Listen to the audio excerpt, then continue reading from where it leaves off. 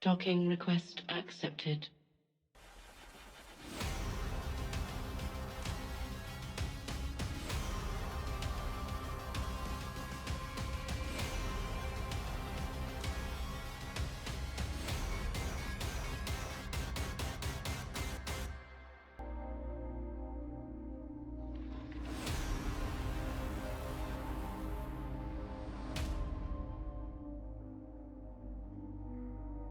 Good morning, New Eden. Today is October 4th, 2024, and this is the Federation Frontline Report. I'm your host, Frozen Fallout, and today we have been doing a series of CSM interviews. And oh, you know what? And here I go. This is how it always goes in my, in the beginning here. I gotta update the banner here so that Itaer is with us here today, and he's going to talk about his run for CSM here. Welcome. Did I get Hello. that night? Thanks for having me. I mispronounced that, didn't I? That's all right. I usually pronounce it Itaer, but Itaer. you know what? Doesn't really matter one way or the other. Itaer. Itaer. I'm horrible at that. If it's not, that's all right. Don't worry about it, easy, man. It's my not. brain sucks. But yeah, thank you for coming on here. Thank you for having me. I appreciate it. And so you're running for CSM, and I want to get into your platform and everything. But before we get there, it's just tradition on this show is I just want to know, in the very beginning, and we condense this down a little bit so that it sounds like you've got a good long history like I do. I want to make sure we have some time for your platform, but let's just start off at the very beginning here. How did you learn about Eve? When was this, and what got you into Eve in the beginning here? Yeah, absolutely. The truth is, I honestly do not remember exactly what got me into Eve. It was that long ago. But it was about 2007, and I must have seen a video or an ad or something, and I was like, space game. Let's jump into that. And as is the case for probably everyone listening to this, I was hooked on it. So yeah, so in the beginning you were just solo, no friends, no big organization that you knew about or anything. You just kind of jumped in, head first in 2007. You said. Yeah, pretty much. I was, got friends who play video games and stuff, but I was actually the first person in our sort of group to pick up Eve, so I had to learn it all by myself, and eventually roped some of them into it, and a lot of them still play with me. And I followed pretty much the same progression that a lot of people do. Jumped in, ran some missions in HiSec, joined a HiSec corp, decided that this couldn't be all the game had to offer. Moved out to nullsec, got my first taste of PvP, and said, now now we're talking. And was looking for a place where I could just PvP all the time, and ended up in lowsec. Awesome. So take us kind of through the evolution of like how long did you stay in 0.0 in the beginning? Well, I don't remember exactly how long, but I don't think I was there for a particularly long time. I went there for the same reason that a lot of people move out there initially. I was bored of HiSec, and I was looking for a place to make more money, and I heard about Hi. And this is quite a long time ago, right? So it was belt ratting back then, of course. Yep, I remember belt ratting. Yeah. Oh, no yeah. anomalies or anything. Yeah. So I got my Drake, and I some Alliance renters probably recruited me and headed out there and killed belt rats for a bit. And then one day I remember there was this ping, hey, we're going on a roam, and I was like, oh, that's that. So I believe it was just my ratting Drake, and I joined people on this roam, and we ended up killing some guys, and I was like, that was excellent. And like I said, then I ended up moving to lowsec because people said like, well, that's where if you want to really PvP, that's where you go. And then I met a lot of people there, a lot of really good friends that I still play with today. Just people who killed me a lot initially, of course, and that eventually taught me how to PvP. Quake 590 is probably the best example of that. I'm sure everyone knows Quake. Quake's one awesome. of my Quake's an awesome guy, one of my very oldest friends in this game, and he's the guy who taught me to PvP. Back in Tama, back in the good old days. Good old Tama. Oh yeah. Yep. It's a shadow of its former self today. It is. Hey, but we got good memories. Is so much cooler, and the name Hey Die Less. I mean, come on, come to Hey Die Less. But I remember, getting my 10 Merlins and just undocking over and over again, and Quake just killed me every time. But every time he killed me, he would explain what I did wrong, and it was a great experience. Awesome. So yeah, so is there what was the organizations that you're familiar with that you were part of? Were you part of any of the wars that happened out in 0.0, or was it just like smaller organizations that you were part of? I wasn't part of any big wars, and I really didn't spend all that much time out there. So I don't claim to be incredibly knowledgeable about 0.0, other than, of course, how to make them angry by pinging ESSs and stuff. There you go. So into LoSec, was there an organization that you jumped into LoSec? So when I first jumped into LoSec, I was just by myself. I was probably still in the nullsec corp actually. Now that I think about it, um, and like I said, I was just looking for a place where I could learn to PvP, and so I just brought in the Merlins and I just died to random people like Quake over and over again, and eventually the people that were teaching me invited me to their group, which was they just had a little corp, and then a couple of people made another corp, and I bounced around from a few corps every now and then. And eventually, a couple years ago now, I started my own corp to continue that tradition. That's my corporation, Neurotoxin Control, and just did the same thing. Hanging out in low sec, teaching new players, and generally being petty pirates. Awesome. So are you guys a purely solo organization, or do you have sides that you've taken on the low sec allegiances that exist out there? Well, not purely solo, of course. We're sort of a small gang Well, I organization, mean, I'm but sorry, we've like never. solo, or as in like the corporation solo. Right, yeah. Like So we've never taken a faction warfare side. No, we've never been involved in faction warfare directly, but of course, have spent many, many, many years interacting with the people who are involved in faction warfare. Okay, cool. Yeah, and then and also like the low sec powers such as like Snuffed Out or Shadow Right, Cartel. right. I actually was briefly in, well, not even briefly. I've been in Snuff and Shadow Cartel in various times of my journey. Um, Never as anyone important, of course. Okay, I the even tried interview's slightly over. We're larger. done. You said you're part of Snuff. No, I'm Well, I joking. was part of Snuff in like 2010, which is a very, very, like, unironically, right? Jokes aside, a very, very, very different organization than it is Yes. today. Yes. When I joined Snuff, we were, maybe it wasn't 2010, maybe like 2011 or something, but we were rolling around in like 20-man absolution fleets, right? Which is a wildly different experience, and actually one of the reasons I eventually left Snuff is because they became extremely oppressive. Awesome. But you got an experience of kind of seeing like the bigger groups and then kind of breaking off and doing Yeah, your yeah, own absolutely. smaller group. That's right. So what's the size of gangs that you're currently kind of comfortable with? Well, the meme is always less than 10, right? Like that Okay. excellent Yep. podcast that we've Yep. seen. But I would say, a 5 to 10, yeah, roughly in there. Awesome. Yeah. And so what are your current stopping grounds? So recently, I would say, well, about a year ago, time flies. So just to back up a little bit, actually, so Neurotoxin Control was a low-sec corporation, and we spent a lot of time in Tama when Viridian came in. I believe it was Viridian and revolutionized the topology. We all moved to Hadales, tried Anilary for a bit, but Hadales is the place that stuck. So we spent like 2 years in Hade, or almost. And then recently, we actually moved to the C3 wormhole with a nullsec static, and I've been exploring small gang PvP in nullsec for the first time in a very, very long time. So we've actually moved away from lowsec, but sort of bringing that lowsec, 5-ish people mentality back to nullsec. Super awesome. So yeah, how is the transition going from low sec to wormhole life? Yeah, well, it's been very, very interesting. Obviously, it's very different for many ways. I mean, I wouldn't say that we're a wormhole corp, right? I mean, we almost exclusively get our PvP through the nullsec static, so sort of a nullsec PvP corp, but we do live in a wormhole. And I mean, I could go on and on and on, of course, about all the differences, additional plexes, things like that, right? But I think the biggest difference, and perhaps the thing that is the most sort of just different and not necessarily better or worse, right? There's many things that are better, many things that are worse, but the thing that is the most just different is that you see different people every day, right? In low sec, especially if you live in just Hadales like we did and roam like 2 jumps out of Hade, you know the names, right?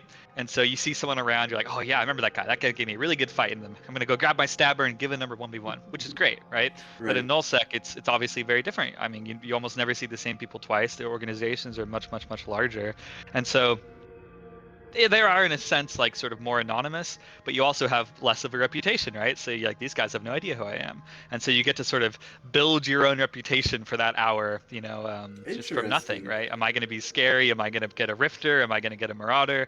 And they'll respond accordingly. That's super awesome. Awesome. So, what got you into, and how long have you been running for CSM?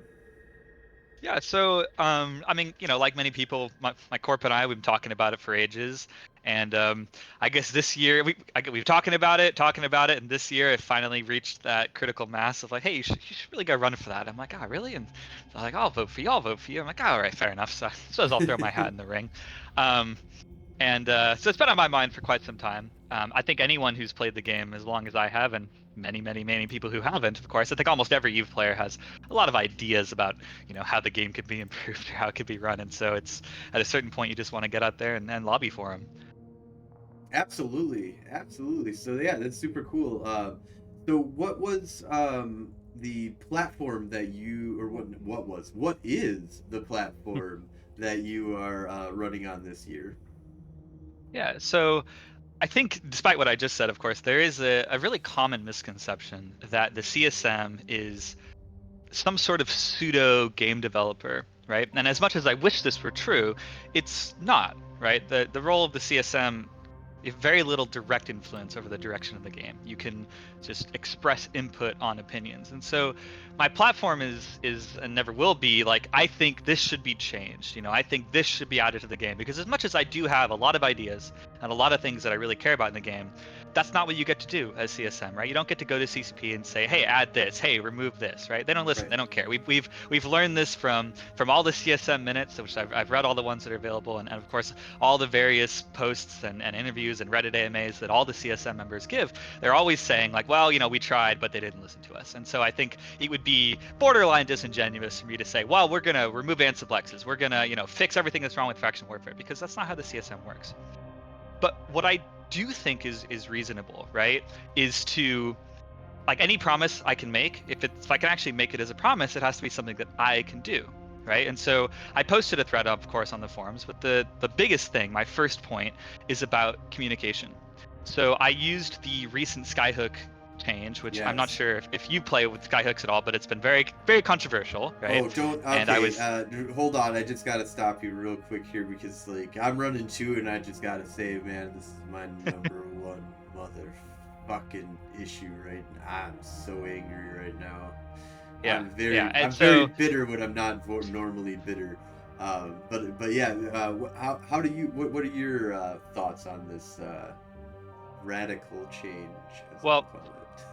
so again, while just for the record, I do strongly disagree with this change. Just to be clear, I really do disagree with it. But my point here is not so much that, like, as the CSM, I could have stopped this change, or I could Mhm. have, whatever, I could have changed their minds, because I don't actually think that's necessarily true, right? Right, My it point does feel here, like there was a lot of CSM who said, even the 0.0 CSM, who were like, this is not what we advocated for in any way, yeah, shape, and or form. maybe you can make some changes, and of course I will express my opinions to CCP, obviously. But my biggest problem, and the reason I bring up the skyhooks as an example, is because everyone that I've talked to is confused by this change, right? They're like, this came out of nowhere. Like, what is Hmm. this? And then you go read the Yep. blog post where they introduce this change, and they use this super vague language. They're like, well, to address the imbalance, to make the structures more attractive. And that's all they say. And what we don't get, like, as a reader, is, what the actual problem that CCP perceived is. They say, just an example, they say to make these structures more attractive. Okay, why? Is the adoption low? Are not enough people using them? Are there not enough reagents in the economy? Like, why do these structures need to be more attractive? What does that mean? We get nothing, right? We have no idea. It's just this vague platitude, and that's it. They leave it as that. And so the thing that I really think that I can do as CSM, and what I can actually promise to do, right, is listen to CCP, be involved in the conversations that happen before these changes go live, and then come to the community, and to the full extent of the NDA, I want to be able to say, hey, listen, when they say, to address the imbalance, what they mean is that they looked at the uses metrics for how many reagents were entering the economy. They want them to be here, but they're instead here, and so they want more skyhooks to be anchored or something, right?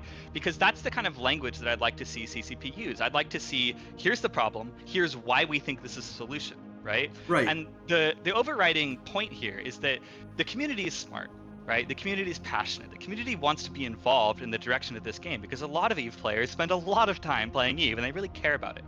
But unless you give us specific language, like, talk to us, treat us like adults, we can't have productive conversations with you. If you were to go to me and say, well, there's not enough reagents in the economy, so we really think more skyhooks need to be anchored, and we think this is a solution, I might go, okay, fair enough. Like, look at the economy graph. Seems like there are indeed, less reagents than there are supply or whatever. But I might say, hey, just quick question. Why are you making the link timer shorter if you're on the ACL? How does that further this goal? It makes no sense to me, right?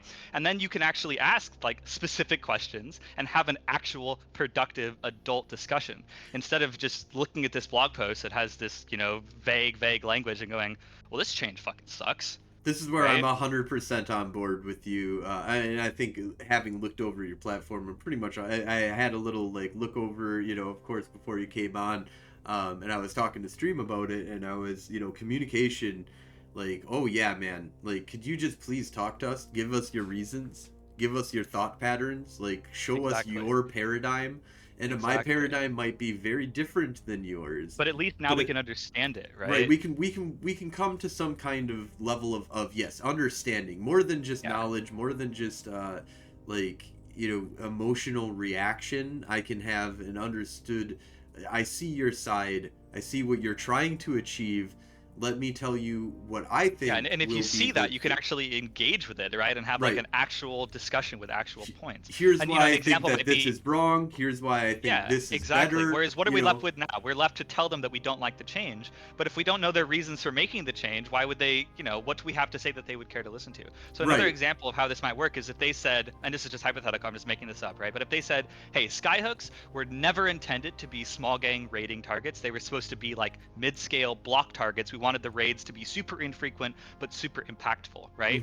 Then you can say, okay, like I sort of disagree with that because they were really, really fun, but if that's what you wanted, I see why this change is good for that, right? I see why this change moves you towards that. You don't seem insane anymore, Exactly. Well, exactly. And then also the debate is no longer around the change because the change makes sense under that. It's about the reasoning of exactly. Why, what you're hey, trying to get these and were why actually you're trying amazing to get as small gang targets. So either put them back because everyone loved them, or recognize that there's clearly a hunger for these mid-small gang targets, right, on a daily basis. Because now we understand that there's there. Now, if we know that their reason was they were supposed to be block targets, we can move the discussion to, okay, fine, let's go make something that it prioritizes, small gang raiding, because clearly that was a super, super, super popular target, right?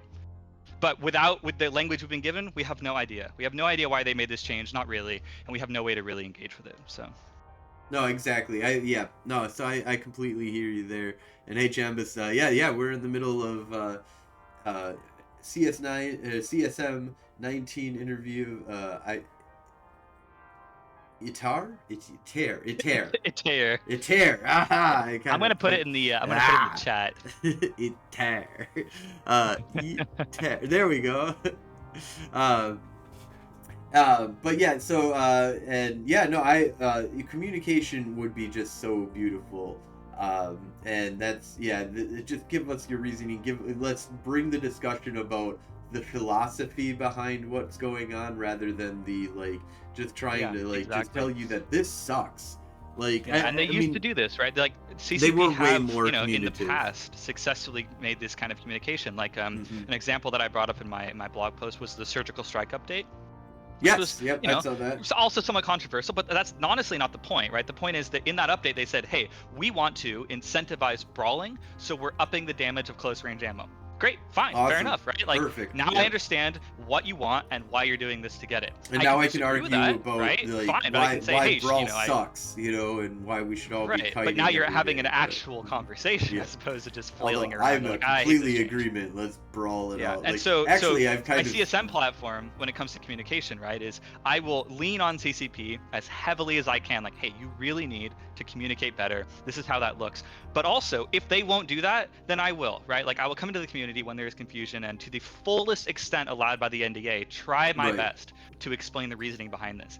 And because I think that is very possible, right? The reasoning is very rarely NDA'd. NDA is for things like, upcoming changes, patches like this. Just explaining what the thought process was in the room, especially after a change has been made, is very, very practical. Yeah, no, I agree. And the only problem with that I see, which is why it would be way better coming from the mouth of CCP, and which is what you're pushing for, is that the mouth of CCP gives us the reason of CCP. You can only interpret, of course, to some extent, from my understanding of minutes and stuff like that, that you can get a lot of that what they feel, and minutes do reveal some of that intent from CCP, um, but it is much more of a estimate on their reasoning than them having a well thought out, Of course. But I think, going to English the major summits, taking writing up careful their notes. reason. So Right, yep. communicating No, and writing is a big part of my real life job. I write scientific papers for a living, essentially. So perfect. understanding how to make a point and clearly communicate it and support it with data is something I'm very, very familiar with. So Awesome. So, what's your second part of your platform? yeah, so the second part of my platform is actually really tied into the first, but it is different, which is iteration, right? And I think this is, just like the first Well, one, this is it's a very relatively different, tired but I can subject. see here what you're talking about, that they're kind of close. Yeah, I mean, it's obviously another tired subject, but there's a reason for that, right? I mean, for as long as I've been playing this game, I've seen the same story play out over and over and over again, right? And so, if there's anything that I really can lean on CCP, like I said, the CSM is not a developer position, but if there's anything that I can just beg, right? Please, please, please, it's to get iteration included as a much, much, much higher focus on the development direction of the game, right? Like new features are great, but they shouldn't have to come at the expense of iteration on old features. This is something I also highly agree with, and that's one of my like foundational aspects of my platform. It's not specifically pointed out in the three main pillars that I have, but inside of one of my pillars is the big thing of iteration, and that's the get people into outer space. Is that they've got a lot of cool tools, a lot of things that could get people into outer space, a lot of little iterations and changes and updates and enhancements to get different ships out in different areas of space. Get the shinies out. Let's have people go out and have fun with shiny shit and get it blown up as well. Let's go out there and there's the epic arc system was when it proposed to us was or not proposed, but when it was unveiled to us, was basically like, we're gonna have like a shit ton of these things because it's I really remember easy I to was make there that. at FanFest when they announced it. Yeah, it was gonna be the whole new way of mission running. Was gonna be epic arcs. That was how you were gonna do mission running in the future. The old, like it was gonna be repetitive, but it's like this big giant super epic arc, and you'll have new ones every year. It sounded like, from my interpretation as a player, I got the feeling that they were like, this is like every 6 months we're gonna have a new epic arc. It's really easy to make these things. They made what, 5, right? And then we never heard about them again. And then never again was a And the new thing about one this made. that's especially frustrating, other than of course the obvious parts, is that for a lot of these things, getting the feature out the door in the first place is the largest part of the effort, right? Iterating on it is easy, relatively speaking, to building a new feature, right? Like say you build the Abyssal Proving Grounds, right? You do all the work, you get all the art assets, you get the code working for the filaments and the traces, and then you just stop doing them and you stop iterating on them. It's so much work that is just languishing there, unused, because they won't iterate, right? Go invent something new, start from the ground up, right? Get all the devs working on it. The payoff for iteration is huge compared to the effort of building a new feature. So there's so many things in Eve that are just sitting there waiting for a little bit of work to unlock hundreds of hours of content, right? 100%. 100%. I agree with you. So let's move on quick here to the third pillar of your campaign platform. Yeah, so this one is the smallest. It's just more of a wish list, but I see so many things that could use a little touch. So many things that are, like iteration, just a little bit away from being really good. Or some things that are a medium amount of work away from being good. Whether or not this falls under the heading of iteration, right? But for those who aren't familiar, many, many, many years ago, CCP Karkur started a thread on the Eve forums, and they said, hey, what are some little things that you'd like to be changed about Eve? Nothing, no balance changes, no new features, just little things that bother you. And for like I think it's almost 10 years now. This thread has been kept updated, and the little changes have been prioritized and been making it into the game. And these little things have been some of the most amazing changes the game has ever seen. From tiny little things like fleet members purple boxing you instead of yellow boxing you, to things like watch list colors, to things like module cycle time and reload timers. Things like Absolutely. weapon grouping came from little things, stuff like this. Like, these things have been so important. And the same idea, right? The level of dev time that went into this compared to the payoff in terms of like community appreciation is huge, right?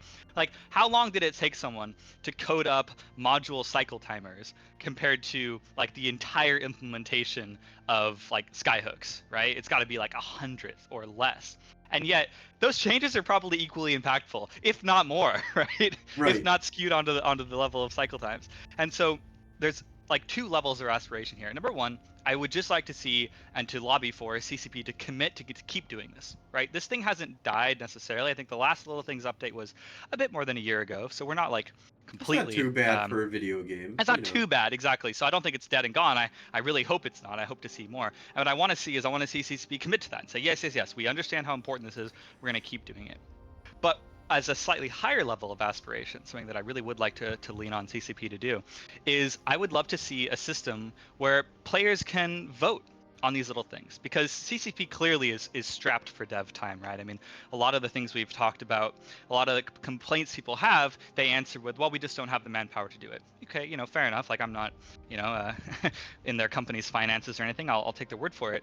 But example of like the proving grounds, right? The abyssal proving grounds, which looked to be just sort of a copy and paste thing, but they said, no, we can't do it. Everyone's focusing on the new expansion.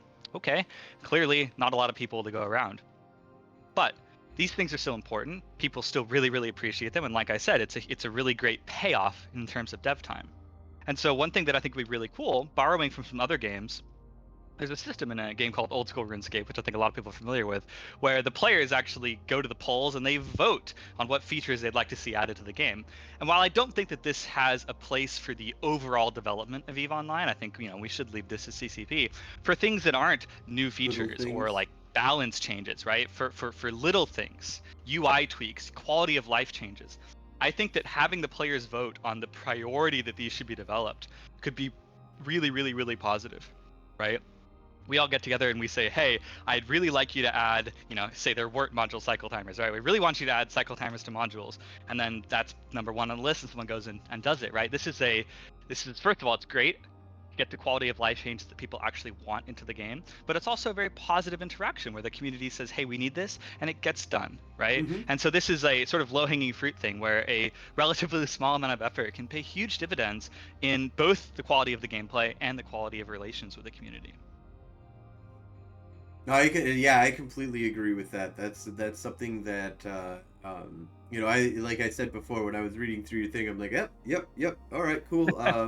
You've enticed me for my vote, and one of the things that I'm doing, and I'm also preaching to other people, is let's move away from the block vote, and as many of us that are not part of the block vote, let's look at people who are pushing out there, especially the low sec, medium size, even 0.0, like we just had on the Frippy, and he's from Karma Fleet, but he's not actually being endorsed by, as far as so far from his understanding, is that they told him he's new. Interesting. Well, I'd still be wary of that, but I should listen to it before making any hasty judgments. But no, and that's he's a brand new player that just started like 6 months ago, and I think that would be great to see that point of view, have that philosophical understanding of the video game coming from somebody brand new to the game on CSM, almost to the point that I'm like, actually, there should be like if you really like. It would hard to be to enforce it to a certain degree, but like we should have like a new person on every CSM. Yeah, there should be a brand new person really every cool year. Idea. Obviously something this game has struggled with for a long time is new player retention. Let's do. So let's hear it from them, right? Right. Yeah. Let's new player experience is one of my number one, or my top three pillars of what needs to be like. It's better. Oh man, I played in the beta. I'll tell you, it can be Yeah. way worse. I mean, it's come a Um, long I way, but doesn't mean I there isn't say I more spent to go. hours. It's very possible I only spent like 20 minutes looking at this game in 2003, and I was like, I don't get it. Yeah, it was rough. I don't get it. You'd log in, UI made no sense. There'd be exception windows everywhere. The game would fall over at the slightest provocation. I remember. Hey, mortal. But yeah, it's come a long way. It was better in 2006 when I started really playing the game, and because it was an improvement.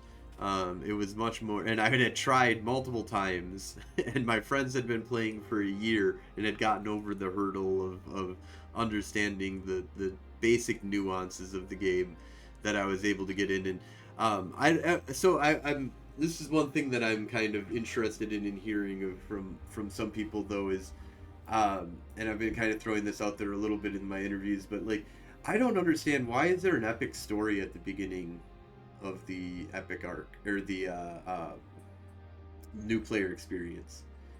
Like, no, Well, we should introduce these people as like, you're just one of many people who just got turned into pod pilots. Welcome to the universe. Let us show you the entrees that you can eat on right now, instead of being like, there's some epic shit going on. And then also the worst part is that they introduce you to an enemy that you kill at the very beginning, that if you kill them outside of the beginning of the game, they will summon a giant fleet and murder you. yeah, that is a certified CCP moment right there. Yeah, exactly. Let me introduce you to an enemy that I will have you Oh, kill go at the shoot very this guy. It'll be beginning. fun. Just never do it again, or you'll instantly die. And It's don't like, tell oh, them man, that. that's crazy. It's under, you know, it'll be so funny when they have a billionist ship and they're like, oh, it's the sleepers. I will shoot them. They are dangerous. They're not very dangerous though, but they're evil. And I remember. But yeah, it's you know, I think that there's a lot of, and I was talking a lot with Frippy about this, was it just like the opportunities for the little things in the tutorial are huge. So going back to your little things, like kind of thing, like I think there should almost be a little things of the tutorial. Like, Well, that would where's the easily be included, D-scan, right? tutorial? Where's the, like, finding a fleet tutorial? Where's the plexing tutorial? Where's the, where's that faction loyalty point store? Where the fuck is that tutorial? There's so much low-hanging fruit here, right? So that could make easy such to a difference. make these things, and you don't. And I do see some of the complaint of like, and not a complaint, but the other side of the point of like, don't make the tutorial too good, because the community. This game is a community game, and you should probably join, one of the new player organizations that really focus on teaching you all the little things, right? But it's like, I think those organizations will be fine. There's lots of nuance to this game, and if you just give a basic tutorial on the little things, there's so much more that needs to be delved into that is not appropriate for a new player. Like optimizing things and making, getting things onto the next level of understanding there should be a level up that comes from the community and joining a corporation or just experiencing it yourself. But the tutorial needs to set you up for success, not failure. Yeah, I completely agree. So And it would be wonderful if the community could just, express their interest in that with a vote, right? Like, hey, what little things do you want to see worked on? Well, we all think the tutorial is really important, and they say, all right, let's go do it. Absolutely. And so that's all the main points that you have here on your platform that you're kind of putting out here. Is there anything else that you have that you're really passionate that you kind of want to talk about? I know that you're a big small gang PvPer. Is there any and you've existed in faction warfare. You've not necessarily a part of a faction, but as a pirate. And then you've done some wormholing now. You've raiding 0.0. Is there anything that you're really passionate about that's something that you want to really kind of put out there as being the focal, like another focal point of your campaign?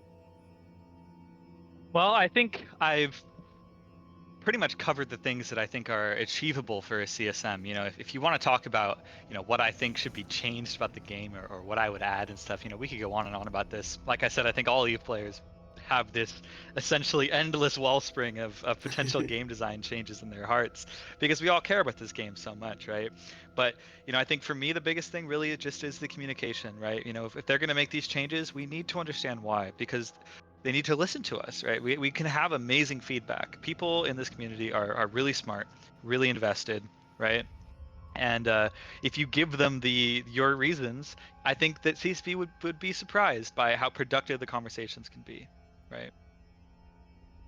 Yeah, definitely. And yeah, I think that we can, go out to a little bit of a bounds of just like what have you experienced and like what's your kind of point of view, and not necessarily even just like things that you think needs to be fixed as a CSM member, but what's the experiences that you've kind of had in this game that you're really passionate about?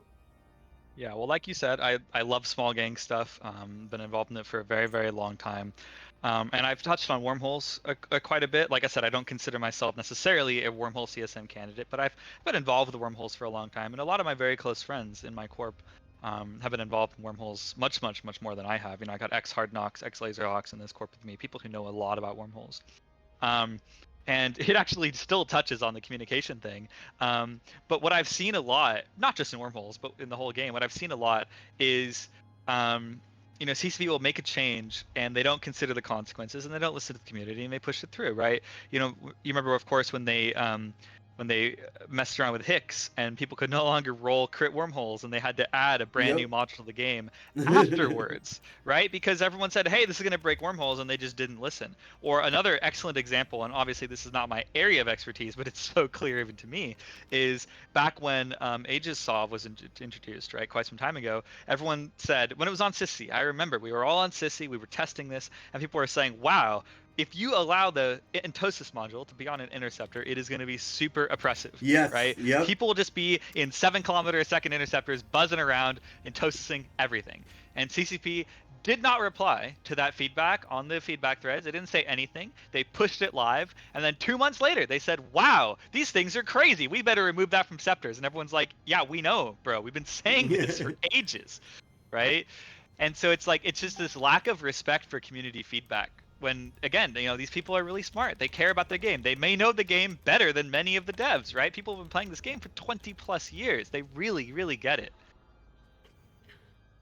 Yeah, no, there is definitely. I agree. Yeah. But yeah, Mortal asked for your alliance, so I, kind of put a Oh yeah, thing there out you there. go. So what is it? Is it just neurotoxin control, or are you part of a large organization? I see that it's I'm part of a is it small just organization, so it's that I we call it I'll barcode.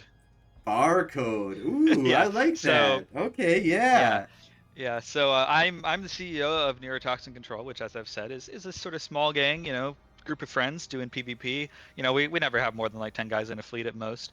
Barcode is also a smaller alliance. We have the Wilderness Corporation, a couple others, and it's primarily put together for the purposes of competing in the alliance tournament. It's Oh, not okay, really yep. an organization that it tries to influence anything as a group. We're all sort of autonomous, but we're there to participate in the AT. Yeah. Awesome. Yeah, can you tell us a little bit more about that? What's your experience with the AT? Yeah, of course. So our flagship is a Vindicator. The high slots. No, I'm kidding. So Yes, tell us everything. yeah, yeah. I mean, I've participated in quite a few ATs. I think this is probably my fifth. I don't remember exactly. It drags on and on. And I've done smaller competitions like Captain's Cup and Anger Games and things. So I mean, obviously, this is somewhat of a corollary to small gang PvP. Of course, is organized small gang PvP. It's like roughly 10-man people in my fleet, and then we have the 10v10 or smaller formats of these competitions. So it is a natural progression, and I really enjoy it. It's yet another example of a way CCP sort of messed it up with the community when they canceled the Alliance tournament after 2018, and it was this huge backlash, and I believe it's what caused CCP Falcon to leave the company, and it is more of an investment perhaps than some other things, but I can't imagine that it takes a incredible amount of dev time, right? For a big event on Twitch, an event that gets some of the game's most hardcore players to log in all the time and practice and talk and work out the meta. I mean, I think it's a really impactful part of the community. It also gives a lot of people something to aspire to. You know, you look at these Alliance tournament prize ships. Something I've spent a fair amount of time flying, and I think that having those things out in space and having people get these ships is really healthy, right? You see this really cool ship, maybe you even get to kill one someday, maybe you get to buy one someday. I think having that sort of small gang aspiration as opposed to the nullsec, you know, get a Titan and build a Keepstar, which is also valid, but it's different, right? Having that level of aspiration for many different things in the game, I think is super healthy and super exciting. So I love the Alliance tournament, and I really enjoy participating in it. Yeah, it is super awesome, and you know it's something that I've always dreamed about trying to get a small, you know, group of just my buddies together. We're just go out and do this. Cost is a little bit up there, but it's not too bad if you're, you know. Yes, but it is, with other than the somebody. initial Plex buy-in, it's free up until the after the feeders, right? Feeders happen on Thunderdome, so you don't have to buy any ships or anything. You can just participate Oh, with virtual ships. I Yeah. did not know that. I always thought that it was if a ship got blown up, then it was Well, in that. the actual tournament, yes, but the feeders The getting into the feeder. Alliance tournament, it's all on Thunderdome. So Oh, if okay. you have a couple of your friends and you can afford the Plex buy-in, whatever that may be, it's free to try. It's free to try. And then if you get through the feeders, it's worth buying the ships because especially with the new prize structure, you've only got to win like 2 matches to get like 1 or 2 prize I ships, which is I worth a do lot of money, like right? I do like the new prize structure. It Yeah, does the new make a prize structure lot is more excellent. sense where like give out just like a little bit, you know, like a couple of ships Yeah, to the exactly. you So know, if you low get through the ranking feeders, guys, right, you know. then clearly you have some level of competitiveness, and so then you just buy the ships for a couple matches, and I think if you win 2 matches, I think it's all it takes to get a couple ships, and that of course will pay for your expenses handily. So, Absolutely, and of course this absolutely. year is a very exciting year because this year they've brought back prize battleships for the first time since like 2004, I believe, or 2005. So that's a big deal. Kitten wants to say hello. What do you want to Hello, say? kitten. Say hello. Yeah. Hey there. Yeah. This is Janeway, Captain Cat Janeway of the Very nice. Starship Frozen Fallout. Yeah. Sit on the phone, you'll be fine. You like that? The phone is Very good. cute. Um, but yeah, so one other thing is that I like to ask if we've got some time here is there anybody that you know you are rooting for in the CSM currently? Anybody that you would like to see to serve next to you if you get the honor of being on the CSM? Yeah, that's a great question. I was very sad to see that Amelia is not running again. I know that they were very upset with sort of the participation level of CCP in the CSM process, but I was very hoping to see them. So that's not exactly an answer because they're not running. But Amelia Dustbase, who was on last year's CSM, I would have really liked to be on the CSM alongside of. And in terms of people who are running this year, I expect that he will win. So it's really just a question of whether I get on. But I'd really like to be up there next to the Oz because I think Mm-hmm. that a lot of the decisions CCP has made with the economy are perhaps slightly questionable. And while I am not an expert, he is, and so I'm very hopeful that he's on the CSM this year and he's rerunning again, of course, for this coming year, and I expect he'll win. He's a popular guy, Very but popular, it's yes. very exciting to me that there is that voice on the CSM that has that expertise with the economy and can tell CCP the very many things probably that they are perhaps doing wrong.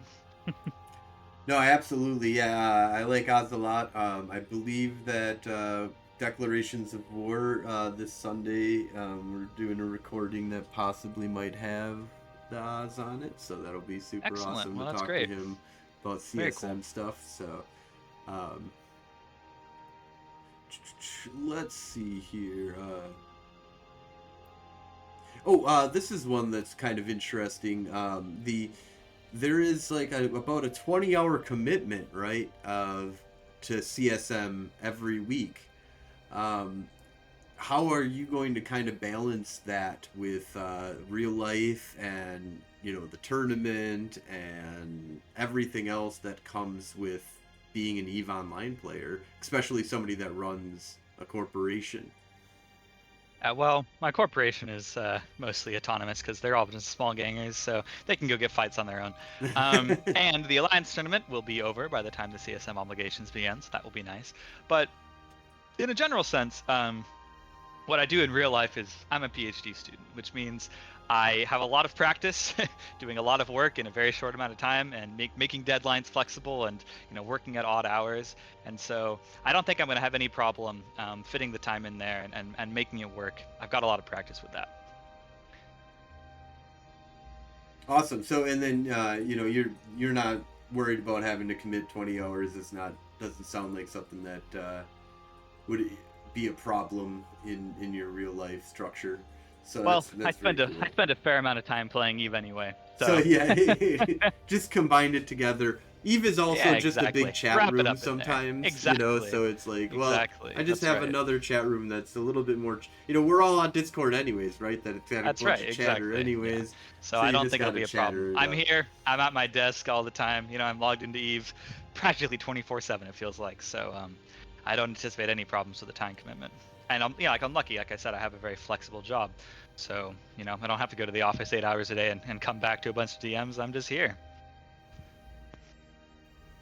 Awesome. And and before we kind of wrap up here, I always like to make sure that you have enough time to like kind of talk about anybody that you want to shout out to. Anybody that was a mentor in your life, your mom and dad that'll be, of course, watching this podcast. So they'll be on the stage when I accept my CSM medal. I guess I'd like to bring up Quake again. Quake 590, who many people who fly in nullsec know him, although he's been a little inactive last year or two. But it's quite funny. That man is so prolific that he's been inactive for, I would say, in like hardcore terms, he hasn't really seriously played the game in almost 2 years, and he is still the #1 killer in my corp by kills. Like, still no one has eclipsed him in 2 years. Anyway, so Quake 590 is the guy who taught me PvP, who got me into the game, and he's still friends. He still logs in every once in a while, and we chat every day about other things. So he's a great guy, and I probably wouldn't be here talking about EVE if he hadn't taken the time to teach me. That's awesome. So thanks, Quake. Mortal also wanted to had a question that kind of thrown out here at the end here, which is since you live in wormholes, is there any changes you'd like to see to wormholes? Oh boy. There's lots of changes I'd like to see in wormholes. And you may have noticed, right, I didn't put anything in my platform about wormholes because I don't consider myself to be a wormhole candidate. I don't necessarily have the expertise to make sweeping changes to wormholes or to lobby for them. But what I would like to see in a general sense, and I can bring this back to my platform, I'd like to see some iteration, really. I mean, the thing about EVE is that because it's such a huge, like, dynamic sandbox, right, small changes have huge effects, which can sound scary. And maybe it is to CCP. I think they are quite afraid of it. But the truth is that means you can shake up the gameplay for a lot of people in a really serious way by just adding a couple things, by just tweaking a couple things, right? This changes a lot. And in a MMO that people play for entertainment, and an MMO where it's all about emergent gameplay, stagnation is death. It really is, right? If we sit here and we go through the same game loops over and over and over again, they do eventually get stale. But EVE has so much more to offer, right? There's so much that can be unlocked here with just minor changes. And so I have many personal opinions that I'd like to add to wormholes, things I like to see change, but I'm not a game developer, and neither are CSM members, right? So we can perhaps talk about those another time. They're personal, right? Just things I would like to see. But in general, what I'd like to see is something, anything. Right? Right. The last major change to wormholes. Exactly. The last major change to wormholes was a patch called From Wormholes with Love. I think it was in 2019 or something like that. And it was fine. It addressed some bugs and it changed some wormhole spawn frequency and stuff. But other than that, and other than like some minor PvE balance changes, and other than unintentional changes from other mechanics, wormholes have really not seen serious change, like an expansion to wormholes, right? Since they were released in 2009. Right? And so there is so much that could be added. Wormholes are awesome. Wormholes, in my opinion, are one of the coolest places in the game. But there's nothing, right? We're stuck with the same. I mean, by far the biggest expansion wormholes I've ever seen was the Citadel patch, and wormholes were just collateral, right? there's so much opportunity to add, specific wormhole structures, right? Things that work in wormholes, structures that interact with a wormhole in some way, structures that Oh, can that'd be maybe cool. scan a wormhole system automatically. I don't know. Maybe those are bad ideas, but there's definitely stuff that can be done, right? And so the fact that the biggest patch wormholes have ever received was not even intended to be a wormhole patch is pretty sad, considering they've been in the game for 15 years. 15 years. That's crazy, Yeah, I right? remember when the first wormholes were coming out, man, and the best thing was that people didn't remember well, they usually died and then couldn't get Yeah. back to Wormholes have a lot of fuel promise. They're a really, their really interesting place. cost. They're obviously unique across the whole game, right? And Right. so even just a little changes could make a huge difference. I just would love to see something, just something, anything. Let's Absolutely. develop a little bit, right? And is there any projects that you're currently working on? Any corp recruitment, or if you're running a YouTube or making videos of any sorts for your corporation? Is there any things that you currently want to work on that you want to talk about before we wrap things up? Um, Not really. All of my time at the moment is spent on CSM campaign and the Alliance tournament practice, which of course is a very large time commitment. But I'm always trying new things in my corp. I'm always working on things. We have a really good time. We just for kicks more than anything else, we just anchored a bunch of metanoxes in our wormhole, which is not very profitable. Wormhole moons are only R4. Now, why are they only R4? That's a great question. Perhaps that could be iterated on. But anyway, um, but that was kind of interesting until CCP took the skyhooks out back and shot them. It was a really cool sort of potential game loop, right? Because we have a nullsec static wormhole, and you have these drills which are fueled by gas that you get from raiding nullsec's skyhooks, right? Like that was awesome. We had these drills in our home making passive income. Again, not a lot of it, but it's more about the principle. Right. Passive income in the home, and then you fuel that passive income by raiding people out the nullsec static. That is a beautiful game loop, little project we put together, and it's dead now because Skyhook's gone, but it was really cool. We really enjoyed that. Rebellion. That's But yeah, that's pretty much it. That and the anyways. AT. AT's taken a lot of my time. You will see me on the field very soon. 2 weeks, I think, right, or just about. Yes, yeah, not well. Yeah, this is right All around the these corner, months of just practicing after. are finally coming to a head here. Right. Yeah. Very exciting. Very Well, exciting time. definitely good luck. I hope to see Barcode go all the way and kick some ass out there in the AT tournament here. That's going to be super cool to see. So Thank you very much.